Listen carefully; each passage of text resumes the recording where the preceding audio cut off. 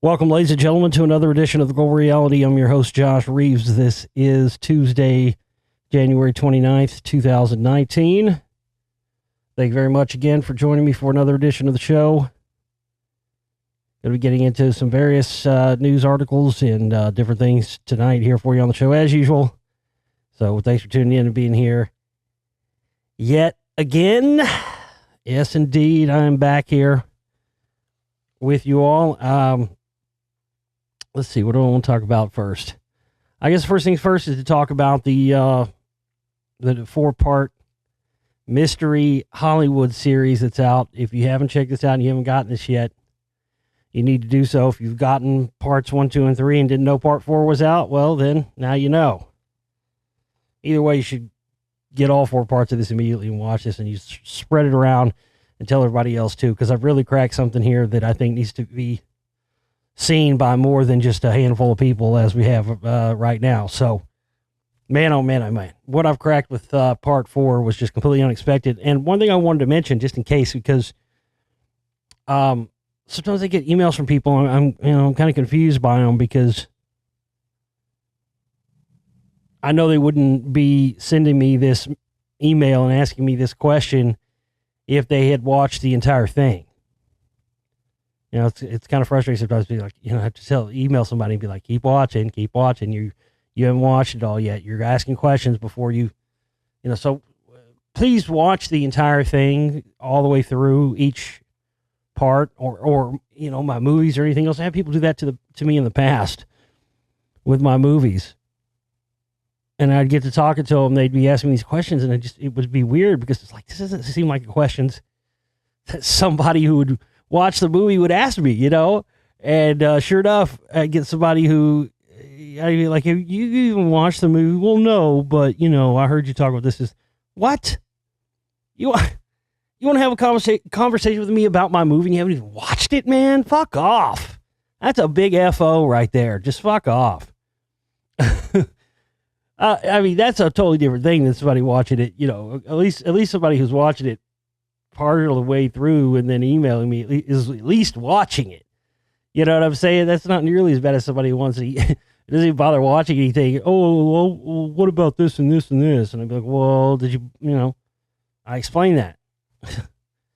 If you actually watched it, you would know that I explained that. So why are you asking me about this? Did you even watch it? Well, no. I mean, literally, that's happened to me more than once with my movies. It's crazy. I can't even believe that. But anyway, I wanted to mention, in case you didn't catch this, because maybe some people didn't. I don't know. You don't ever know how everybody watches. Everybody watches stuff in different ways. At the end of part 4, you'll hear me say, all right, this is it.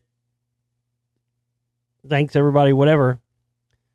But you got to keep listening, because right immediately after, or keep watching that, rather. That's another thing I want to mention. I said listen, but I mean watch.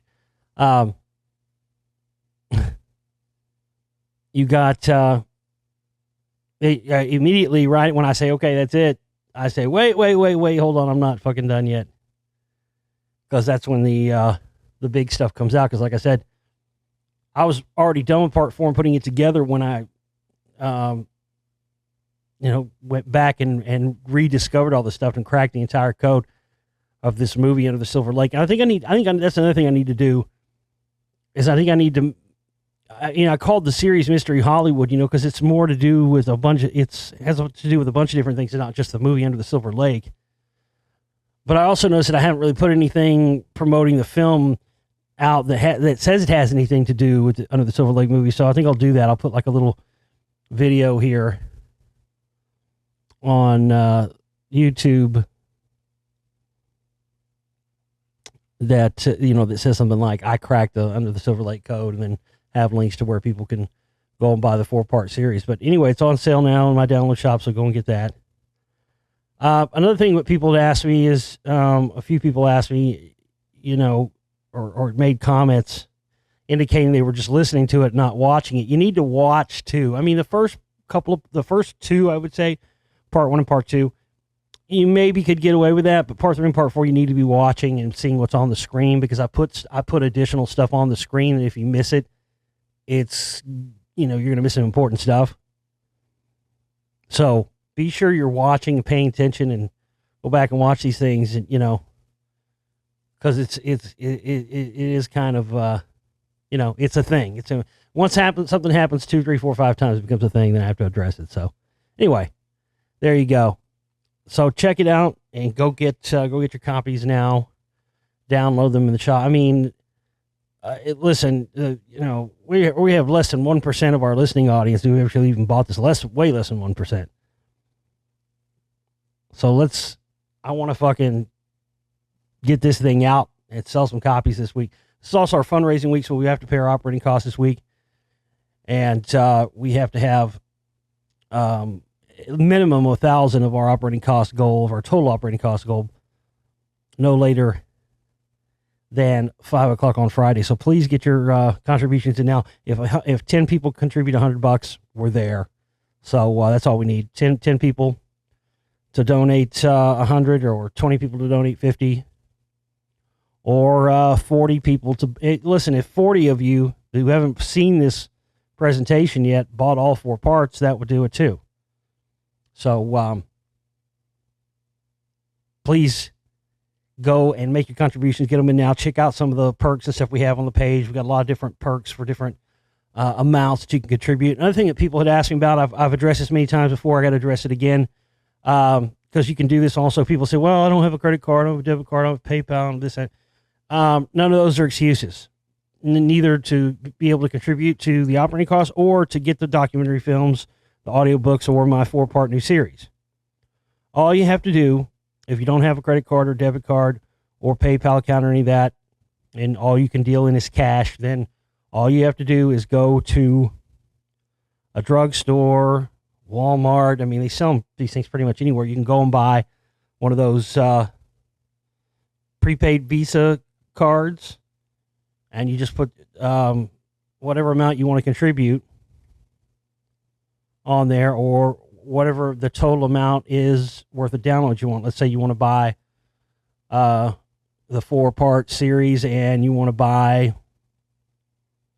Spellcasters 1 for whatever it costs. You put that amount on the card, then you send me, then you buy that Visa card, then you email me the card number and the expiration date and all that, and the 3-digit code on the back and all that stuff.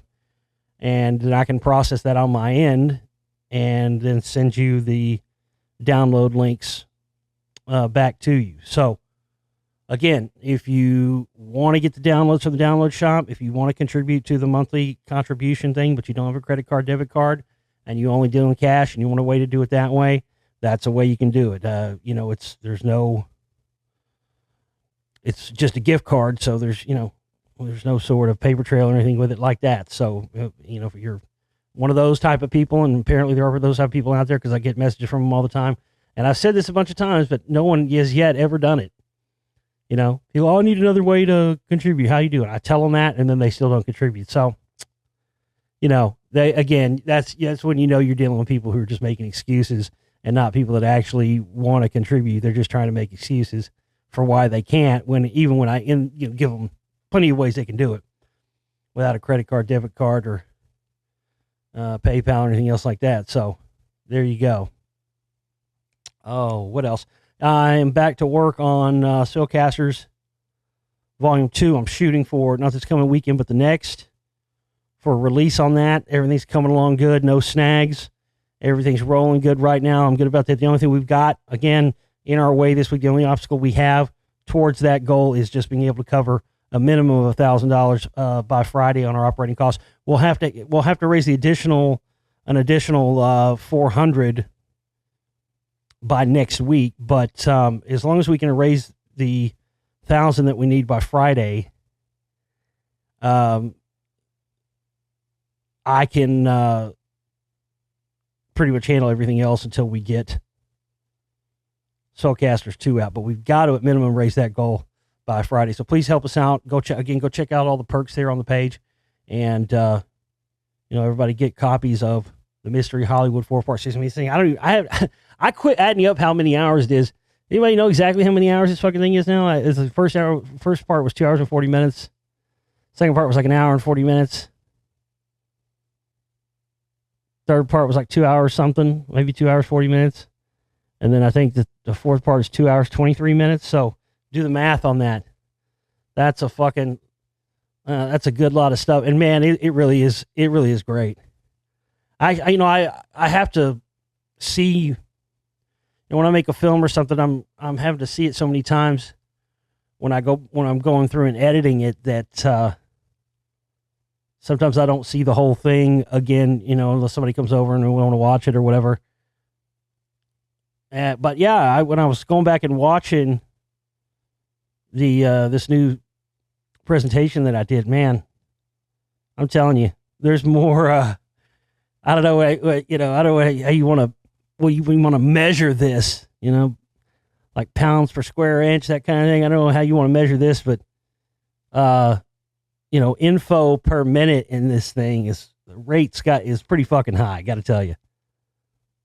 And I've really, really cracked something here. This is not just big boasting, big talk. I've really cracked something here, and it's worth talking about, and it's worth fucking getting out to people in a big way. I can't believe there aren't other. I mean, who is anymore? People are always, when Spellcasters comes out, you need to go do interviews and stuff. Well, I always do interviews for films. That's part of it. But really, I mean, whose show am I going to go on, man? There aren't any shows left. That's the thing, and people always ask me, hey, have you heard of this person's stuff? I don't follow anybody or listen to any people who are other conspiracy theorists or researchers at all anymore. I don't have it in many, many, many years. I just don't. The only time I do is when somebody says, hey, check this guy out, listen to what this guy's saying here, or maybe this guy's taking your shit and fucking using it as his own whatever here. That's really the only time it is. And I don't remember who it is. I've heard several musicians say this before in interviews where, some tired ass interviewer who fucking always asks the same shit to every goddamn person they interview. Boring, who are your influences? Oh, fuck, never heard that before. Oh, never had that question before. Never heard that 20 times already today. But I heard somebody ask that, and I heard several musicians say this, but something to the effect of, when they ask, well, who do you listen to these days? Who's on your playlist? And I've heard several musicians say, nobody. No one. I don't listen to any music at all. Oh, what? You're in the music industry and you don't listen to any music at all? How can that be? I get the same thing. Oh, what radio shows do you like to listen to? Who I'm like, nobody. I don't fucking listen. And people are shocked by that. But the answer that the musicians gave was always the reason they don't listen to any music is because they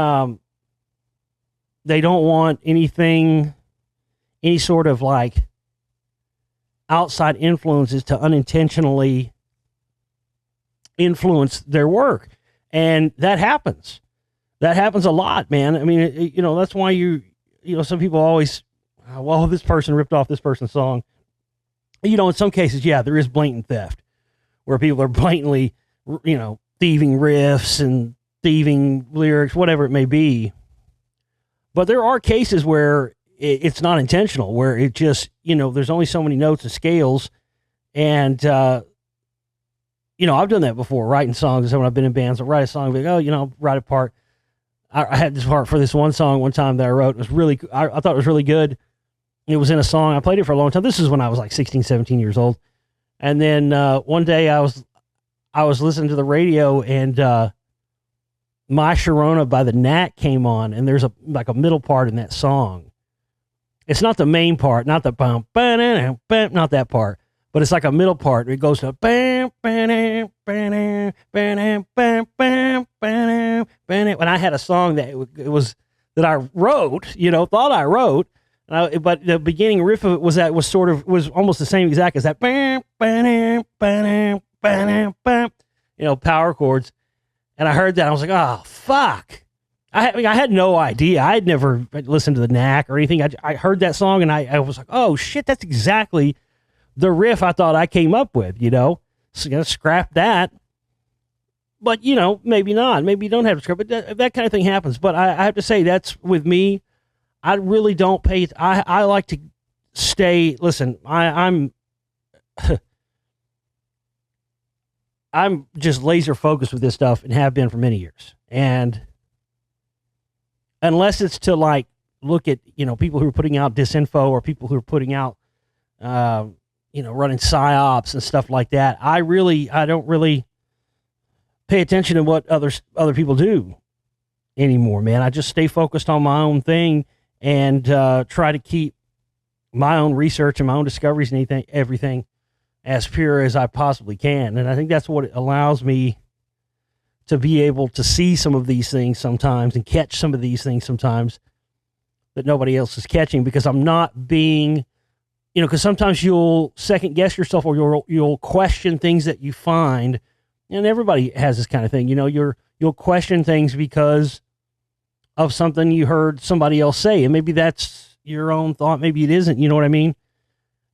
So you don't want to be negatively influenced by something and allow something to affect how your view on it or your your analyzation of it, because you heard somebody else with some other viewpoint, and maybe it fits with yours, maybe it doesn't, So that's my whole thing with that. Yeah, everybody always asks me that, but really, I mean, I'm shocked that there hasn't been any. Listen, if you're somebody that wants to have me on your show, and you got a good, don't waste my time though. I'm really picky about what shows I go on anyway, but now there aren't very many even that I can even think of I would want to go on anymore, unless there's some out there I don't know about, somebody invites me. But the thing is, you got to have listeners, man. You got to have, if I'm going on your show and you got less listeners than I do, that's not good. There's really no point in me doing that. The only reason I'm going to go on your show is because it's an opportunity to get what I do out to an audience that maybe has never heard of me before and isn't familiar with my work, and hopefully get them on board with my work and get them behind my documentaries and presentations and the rest of it. That's the straight up only reason I go and do interviews on any other shows. So I'm be 100% honest about this. If you got a podcast or a little show and you got 10 listeners, man, and it's not going to be worth it, I'm not going to yield any sales from that, then I'm not going to do your show. And that's just the way it is. I cannot waste time going and spending, doing a show somewhere and repeating shit I've already said a million times to people who are already followers or listeners or whatever else. That's why sometimes when I go on shows now, I don't even like to even announce that I'm going on there, because then that person gets a big old bump in their numbers from my listening audience, but then there's no bump for me and how many people. There was a couple of shows I did when I was promoting Spellcasters Volume 1, or I was shocked, these people, I'm not going to say who the shows were, but there was a couple of shows I did of people who had supposedly big audiences and show big numbers on their platforms, but no, you can always tell if certain has a certain amount of followers, you're going to get a certain amount of response from that. But when you go on somebody who, two shows where they have these supposed big numbers and there's basically, you make 2 sales or something, that's when okay, we're dealing with somebody who's running inflated numbers. That's why I've never cared about the numbers, high, low, or anything else. All the guys I started out with when I started doing radio, everybody was obsessed with numbers, how many listeners they had every day, and I've just never been concerned with it because I don't trust it either way. You know what I mean? If I get some high numbers, I don't trust that any more than I trust the low ones that I get. All these numbers, especially on internet stuff, shoutcast numbers, YouTube stuff, man, this stuff has been being manipulated at least since when I started doing this in 2007. I started noticing, and it's surely been going on before that. So a lot, that's why I don't worry about. But it sucks because now, people who want to hire you and stuff look at these. People think these metrics are real. And people gauge metrics by people that are, as if they're real, and they're completely fake. And that's what sucks. They manipulate people up as much as they manipulate people down. And I don't get up here and rant and rave about it. My numbers have been manipulated on YouTube and stuff for years and years and years. I mean, it's crazy.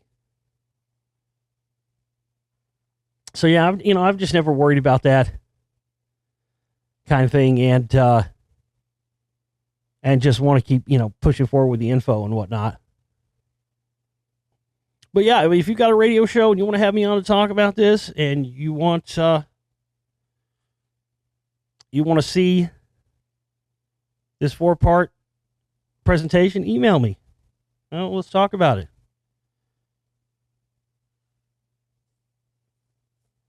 But I'm just, I'm surprised because a lot of people I know want to interview me when Spellcasters 2 and 3 comes out. But really, honestly, this actually deserves some attention by somebody in big platforms too. That's why I'm just going to make a separate video.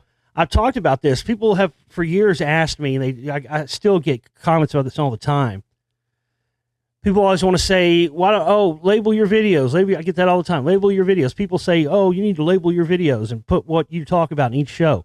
Not going to do that, never have. That's not an oversight. Let me say it again. It's not an oversight. Every time somebody points that out, they think that I'm just not smart enough. It's so fucking disrespectful. They act as if I'm not smart enough to know that if I had labeled every video with what I talked about, that I would have gotten more views. But I'm smart enough to know, and have known for years, even before YouTube started cracking down on a lot of channels and whatnot, I've known for years that was, if you label, that's why they're cracking down. You've heard about the newest stuff coming out now, right? Now they're saying they're not going to have, like, for instance, if you go watch a video on gray aliens on YouTube, you'll get fucking, on your page thing for a week after that, you'll get all these suggestions of other videos that talk about gray aliens or whatever it is, right? So now they're saying anything about flat earth or 9/11 conspiracies and stuff like that, they're not going to put in, like, if you go and watch one of those videos, you're not going to get suggested other videos on those topics anymore. Which is what I and many others for many years have called falling down the YouTube rabbit hole. So they're basically doing away with the YouTube rabbit hole now. So, which I mean, that's kind of stupid and arbitrary anyway, isn't it? I mean, if you really wanted to know about a subject, wouldn't you just go to the search thing and type in whatever topic and then go just scroll through the pages of the videos with that name? I mean, that's all you do anyway. The only thing this is really changing is that it's not going to put suggested videos anymore. Does it suck? Is it bullshit? Well, yeah, but I mean, it's not really, I think people are making a bigger deal. Excuse me, making a bigger deal about it than they should, but nonetheless,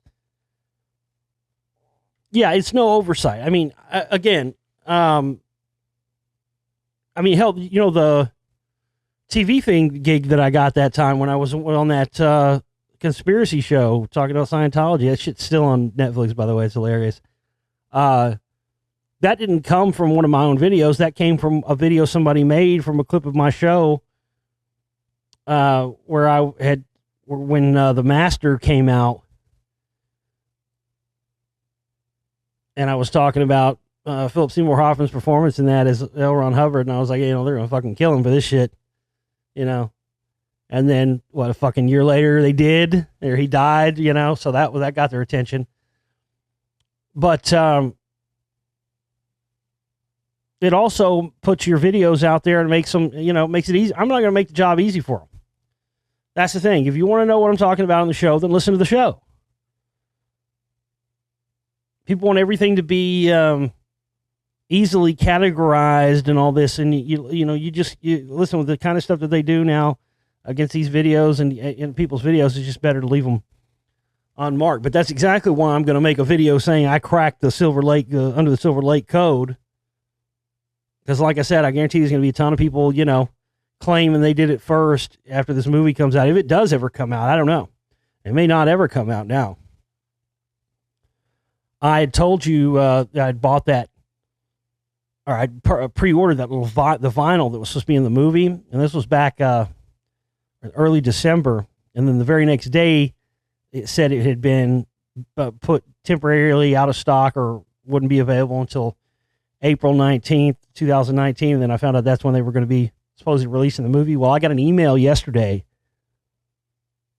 from Amazon where they canceled the entire order now, and it says they don't know when or if it will ever be available. So it looks like that vinyl that was supposed to, it was, it was like $10 or something, just a little, it was the thing from the movie, but I wanted to get it because I wanted to be able to hear the entire song, which of course the entire song is on YouTube now. But my point is, they completely canceled that vinyl together, which tells me they may be canceling the entire movie. Some of the updated stuff that I read on it has said that, we'll see, it was supposed to come out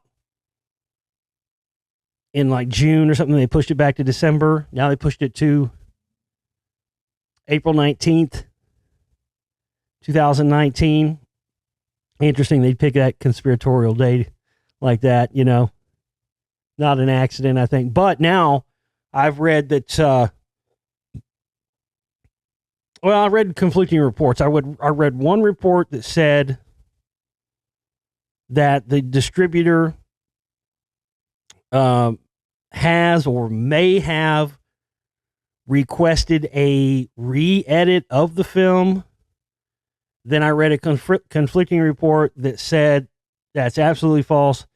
They have not requested a re-edit of the film, and the director has stated that he will not re-edit the film prior to its release. But after what I've uncovered, I have to think that the reason they're bricking on this and the reason they're delaying this and now it may not ever come out has to do with the things I've found. Because I think that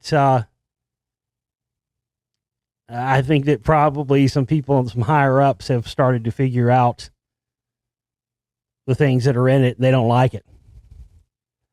I mean, this is some serious shit I've uncovered here, man. This is some real, it may have taken, had this movie come out, you never know. I mean, people who aren't as, savvy or don't know about the kind of things that I know about and you know about, it may have taken who knows how long. That's probably what they were hoping. They were probably hoping that this thing would be out for a long time and maybe down the road somewhere somebody might crack the code. I don't think they were expecting someone to crack the whole fucking code of this movie before it was even released. That's legend right there. I don't think I've ever done close to that. It was I've talked about how I retired from playing video games back in 2005. I remember waiting for like years and years back when I was a gamer, waiting for the game Half-Life 2 to come out. And then like 9 months, 6 months, 9 months, something like that before it came out, it leaked on the internet, the full working version. And I got it and I beat it before it was ever on sale. This is kind of like that. I mean, and that was, I dropped the fucking mic then. That was it. I was like, I'm done. I quit being a gamer after that. And this is kind of the only thing on par with that I've ever done. I mean, I cracked the whole fucking thing of this wide open before it's even been released. I'm not saying that what I've done yet, I don't think that it probably hasn't caught their attention yet, as far as the information that's in my presentation. But what I'm saying is, I think that they have probably taken a second look at this and realized there's just too much. And what I've uncovered proves beyond any shadow of a doubt that my original idea when I first started digging into this thing, that this wasn't just a movie that was just strictly fantasy or fiction or anything, and that this thing actually had real world, real life implications. It is absolutely 100% proven by me in part 4, at the end of part 4. That really is what freaked me the fuck out, I got to tell you. They really did. It is this one thing. I mean, it's, it doesn't happen all the time, but it's happened to me a few times during the course of doing this research and doing this work, man. I got to tell you, it's one thing to have a gut feeling about something. It's one thing to be pretty goddamn sure about something based on the evidence, but it's a completely different thing when you get total proof of something that you had suspected like that. You're like, oh my God. Cause you can, I don't know. It's like, it's not as scary when you're pretty sure, I'm pretty goddamn positive this is what's going on here. Right. That's not scary at all.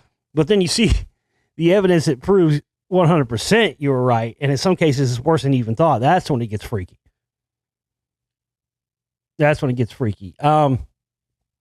People, man, I get this no matter what topic I talk about, and I suspect I always will. And that's the only reason I'll address it here. But listen, I don't have all the answers, man. I'm a great fucking researcher. I'm a great investigator. I'm a great puzzle piecer. I can fucking connect the dots. I know how to look for things in certain ways and put certain words together for certain things in ways that are unique to my skill set. But I don't have all the fucking answers, and I don't pretend to, and I don't even entertain the idea that I want to try to. So understand that. I had one person, well, what's the end game? You always get somebody who wants to ask, like, what's the end game? Well, you said all this stuff, but why? What is it for? Hey, I don't know. That's where you get into the area of speculation. If you don't know why, then there is no answer why, and the only thing you can do is speculate, and I'm not here to do that. Every time I put out a movie, somebody asks, well, why? Why are they doing this? Instead of like looking at all the information I presented and realizing that it's true, then somebody wants me to come along and and explain to you why. Oh, that's not my job, Jack. That's not what I'm here for. That's not what I do, because that's speculation. I could speculate as to why they would do some of these things. And I could say, well, it's probably because this, and this, and I could base them on my information and my research and everything else. But get it straight, man. I'm not here to tell you the why, and I'm not here that's not my job. That's never been, that's not what I'm here to do. I don't come to conclusions for you. You're supposed to come to conclusions yourself. And I understand that's difficult to wrap your mind around. That's the way my films have always been, and that's the way I always do this. I will not come to conclusions for you because that's what everybody else does. And I understand people get used to that. That's what they're accustomed to, because that's what every other fucking documentary, that's what media does.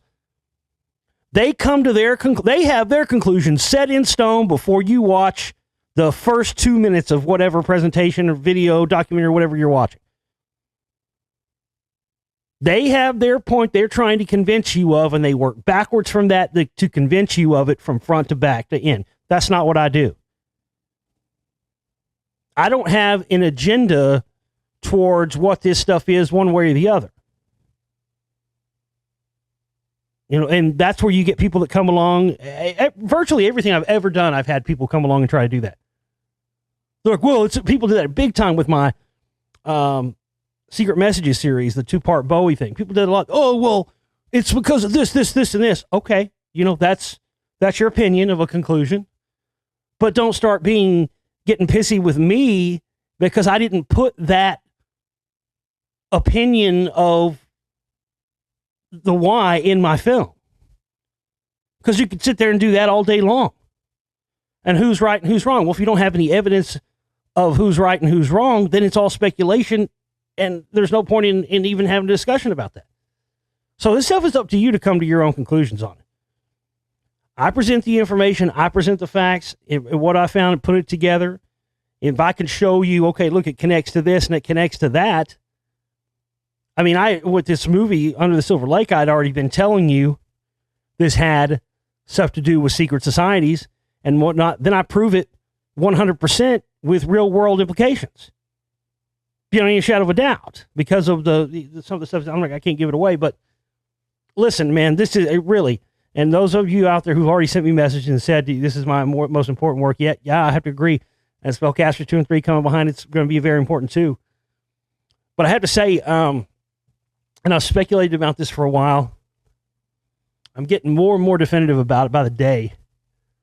There's a really good possibility that Spellcasters 2 and 3 are going to be my last films of this type, of the way that I'm doing them now. It's going to be it. Takes too much time, takes too much money, too much effort, too much toll on my health, just everything. And then, we don't end up selling. I mean, as it stands, listen, I can't make a movie and spend all this money and do it and sell 50 copies. I just can't do it. We used to sell, 200, 300, 400, whatever, every time I put out a film. Now it's getting to like, put out a movie, put out something new, we sell 40 or 50 copies. That's it. I can't keep doing that. I'm not going to say I won't still do some presentations and do some different things like what I've done with this new presentation, where it doesn't require a bunch of money to do it, doesn't require a script or me to do all this writing and a couple of years worth of research and just dedicate time. Listen, if it was easy to do documentaries and it was easy to do them independently and do them with one person, one single person, not a team of people like every other movie and documentary in the world is made, it's insanity. People want me to put this stuff out quicker, and they don't realize I'm doing the work of 50 men or 100 men when I make these things.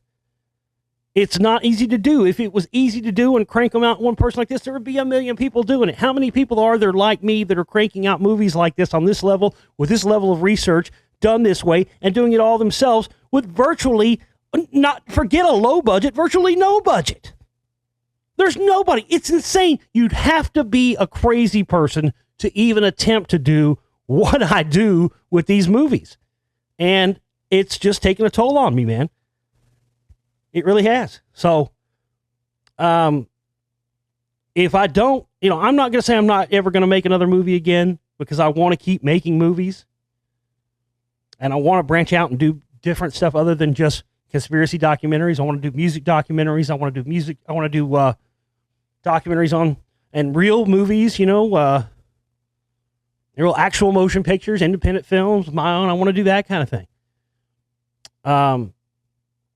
But I'm not going to be taking on these big, long, huge research projects like this anymore, like I've done in the past, because it's too much. It really is. And, like I said, when I get volume 2 out here in a couple of weeks, and then volume 3 out about another month after that, that's when I'll, start doing interviews and stuff. But then I'm really going to seriously, I think, start focusing on more stuff that I can do, where I can do it quickly with a smaller budget and do stuff that way. But, at the same time, those kind of things don't come along all the time. People say, oh, you should do more of this. You should read more books. Well, not a great book to read and do an audio book on doesn't come along all the time. There are, there's a lot of books out there, but not all of them are really garnered towards being able to do it that way. It's not easy. I mean, all the audiobooks and stuff that I have done, they're special because there aren't that many you can do like that. So that's why all the ones that I've done are as great as they are and are very special. And, it's the same thing with doing like the only other times this happened like this, where something really fell in my lap and I already had the knowledge to nail it, was the 2-part Secret Messages series about Bowie and stuff that I did, which you can also get in HD in the download shop as well if you've never seen those. And you got to remember, a lot of people put out stuff about David Bowie and the Black Star stuff after he died, but what do people forget, just like people will probably forget about this Mystery Hollywood thing, is that I put that out exactly 1 week to the day after David Bowie died. Look at how much research, look at how much info was in those 2 series. Could you imagine? Listen to that. That's years worth of research. I already had that stuff in my head. I already knew that stuff about David Bowie. I knew a lot of the stuff when he died and the Black Star video stuff and all that stuff came out. It was just boom. It was right in my wheelhouse, man. It was just there for me to just nail.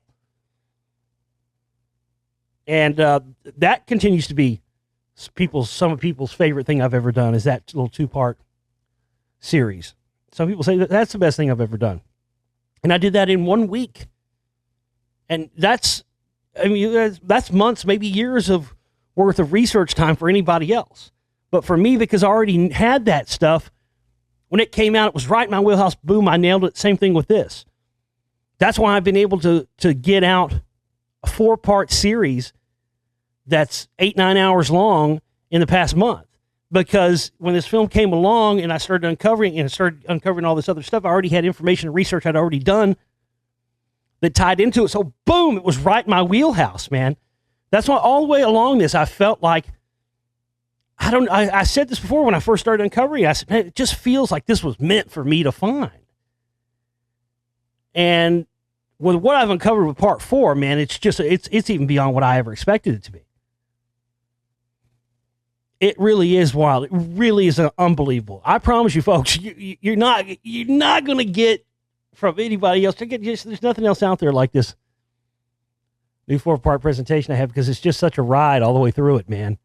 And how much it ties in with my other research, it's just unbelievable. Past, present, and future. I talked about when Trump did that presidential address a few weeks ago, when it was being manipulated in real time. And, again, nobody, I pointed it out, sent it out, and sent the evidence to others. Nobody wanted to touch it. It's all a part of the PSYOP. All this stuff going on is PSYOP right now. All of it's psychological operations, and all of it is trying to garner your consent towards jumping on one side or the other. And the best thing you can do is just not jump on one side or the other. I do have to say, being that this is the 10-year anniversary this year of my film, The Secret Right Volume 1, and being that I told you about the CMP and told you about Corsi and all those guys, and now, Corsi and Jones and all this stuff going on with the Russia thing, listen, it's not bragging, it's the truth, man. I tell you, I stay about 10 years ahead of everybody else with my research. It's just a fact. I mean, when I was talking about Corsi and the CMP 10 years ago, putting out Secret Volume 1, I tell you what, nobody wanted to hear it. Nobody wanted to hear it. Nobody wanted to entertain it. Nobody wanted to talk about it. I got fired from radio networks for talking about it, and it's that's the thing. The stuff I'm telling you today, the stuff I'm talking about, what's coming today, are you going to sit around and wait another 10 years to see if I was right? Or are you going to fucking start supporting me now and helping me now so I can uncover more of this stuff? I'm telling you, if anybody deserves your support, it's me, because I've proven myself time and again now in my 12th year on air that I bring the noise, Jack. Fears of deep fake videos rise as experts warn the moment is coming where deceptive clips will be weaponized to sway elections or spark violence. If you see a video of a politician speaking words he would never utter, or a Hollywood star improbably appearing in a cheap adult movie, don't adjust your television set. You may be witnessing the future of quote-unquote fake news. Deep fake videos that manipulate reality are becoming more sophisticated due to advances in artificial intelligence, creating the potential for new kinds of misinformation with devastating consequences. Yes, this is what I was talking about with the stuff that was going on with the Trump thing.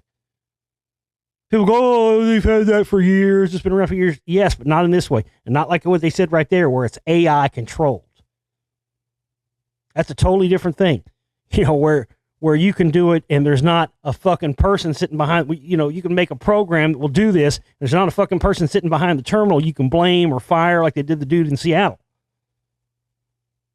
This is why I'm raising the alarm in this. Not because I'm fucking unaware this hasn't been around for years. Jesus Christ. What the fuck, man? Yeah, I know they've been manipulating stuff for I hate when people do that and try to downplay what you're talking about. Oh, they've had that technology for years, Well, okay, maybe so. But it doesn't change the fact that they're using it now, and they're going to continue to use it in the coming days for things like faking a staged alien invasion, other false flag attacks, things like, manipulating, getting a president to go on and tell all his people we're going to a nuclear war when we're not, whatever it may be. And doing it in real time and doing it to where it goes out over a national feed. They were hijacking. They weren't just hijacking some local feed with that thing. They were hijacking the direct feed coming out of the White House, and nobody wants to talk about it. So that either can only be for one of two reasons. It's either A, number one, because they're the ones fucking doing it, and they're a part of the psychological operation, and they're doing it, that's why nobody wants to talk about it. Or number two, it is being done by an enemy, and they don't want the American public to know that kind of manipulation could be going on in real time of real live broadcasts like the presidential address. Either way, they're covering this stuff up, and they're doing it because the technology is advanced to the point where there doesn't even have to be a fucking person behind a terminal doing it anymore.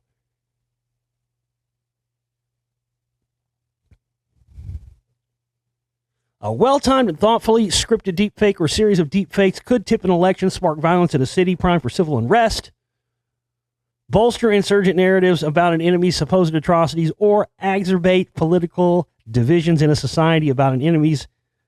Oh, that was the same line. I hate when they do that. Typos. Or exacerbate political divisions in a society. Chesney and University of Maryland professor Daniel Citron said in a blog post for the Council on Foreign Relations. Well, there you go.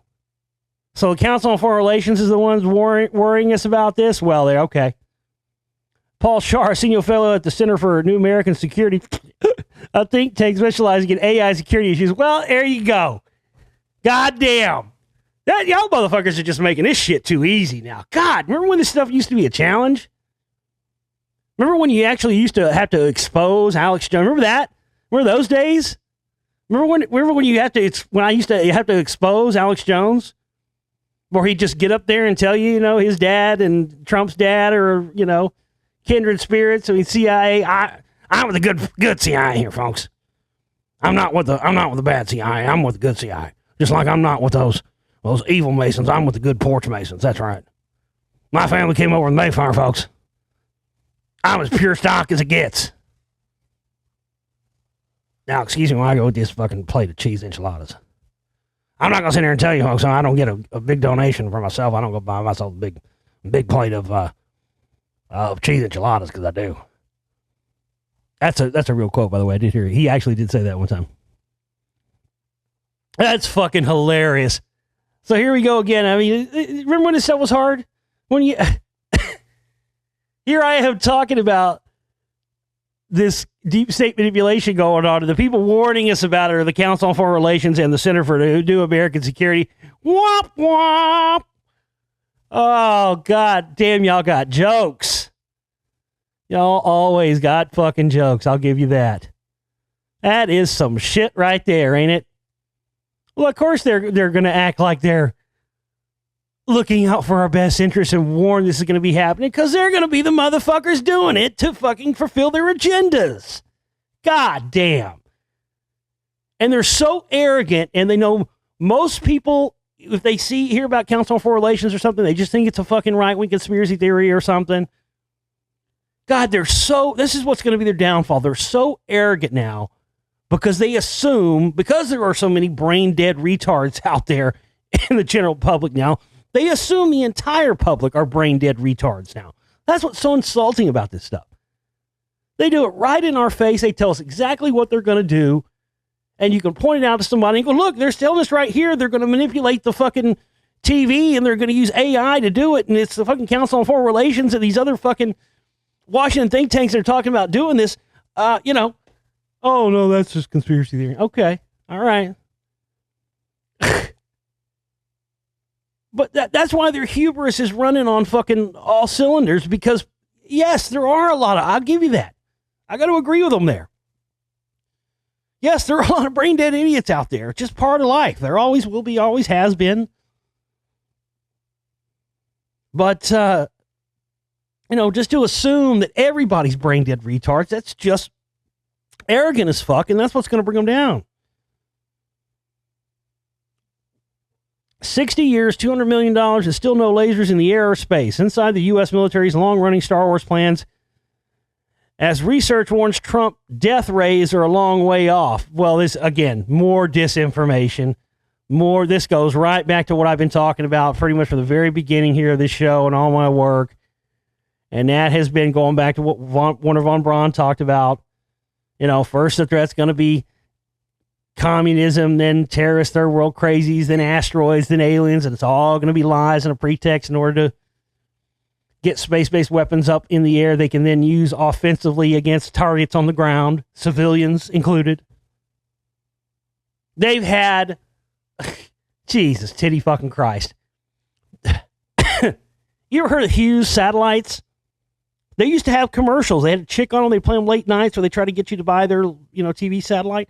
Look into the Hughes Satellite Corporation.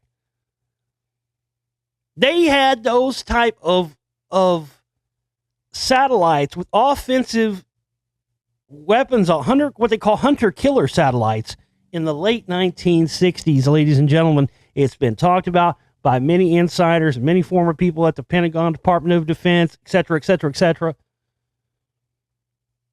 They've had this stuff for years. Is it better now than it was then? Of fucking course it was. Just like everything else. Everything gets better. But nobody's going to admit that they've had these things and they've been using them because it violates the Geneva Convention or whatever fucking treaty there is on space-based weapons.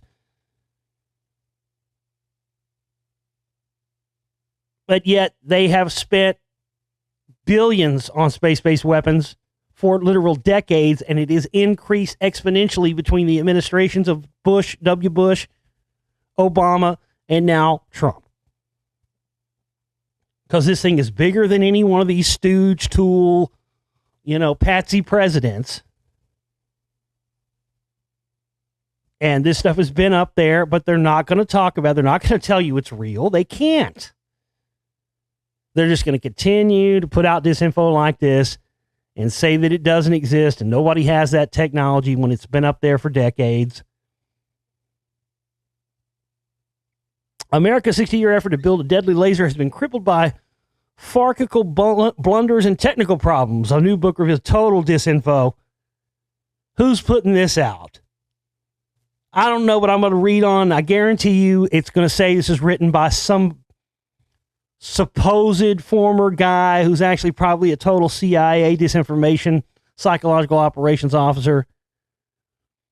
The military spent hundreds of billions of dollars trying to build a Star Wars style death ray, but plans have been have made it off the drawing board. Again, total bullshit. They've got particle beam weapons. They've had particle beam weapons for decades. They've had rail gun technology for decades, plasma weapons, you name it, man. Going back to the before the end of World War II, the Nazis had that kind of stuff.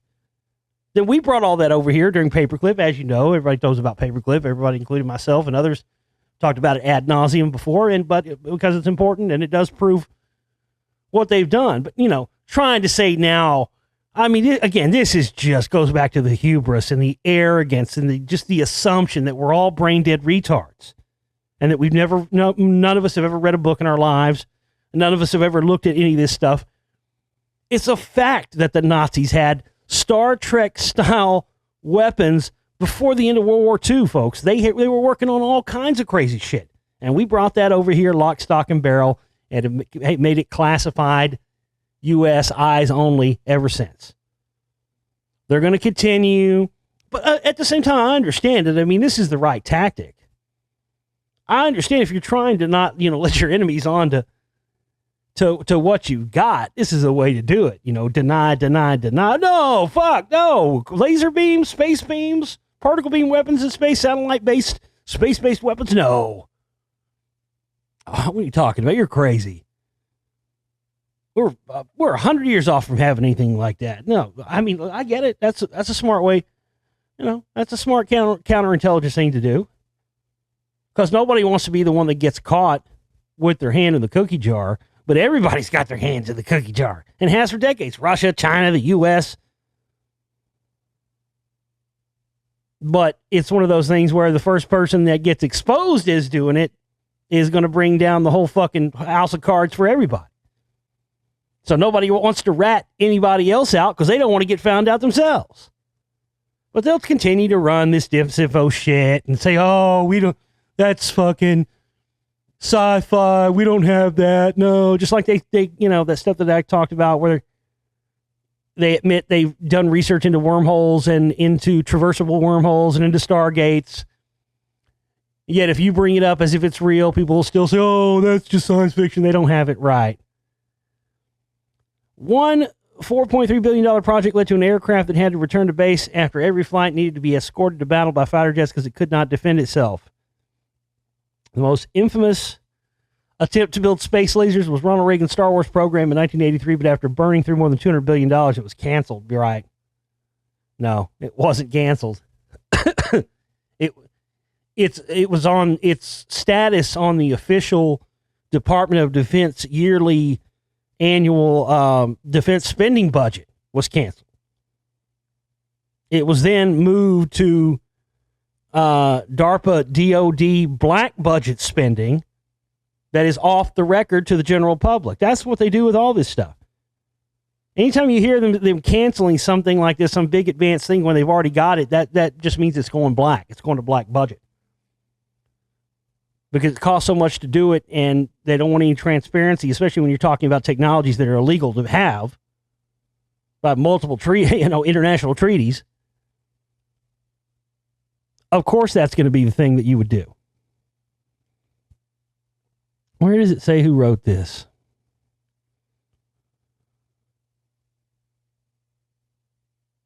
The main thing it left behind was daft names like a program called Brilliant Pebbles and a planned space-based gun known as Checkmate, a pun on checkmate in chess. For all the talk of futuristic particle beams from science fiction films, the reality is that we are only now beginning to make real progress. Right. Argues Lasers, Death Rays, and the Long-Range Quest for the Ultimate Weapon by Jeff Hecht, out now on Prometheus Books. It doesn't say anything if he was former insider, DOD, Pentagon, or whatever, but it goes on and on and on. This article does on and on and on and on and on and on. It's just a disinfo buffet, all you can eat. Get your fucking plate, stand in line, fucking. I think you're ready for a little more ponchos, raise the fucking flag, and go to fucking Sizzler! All right. What else?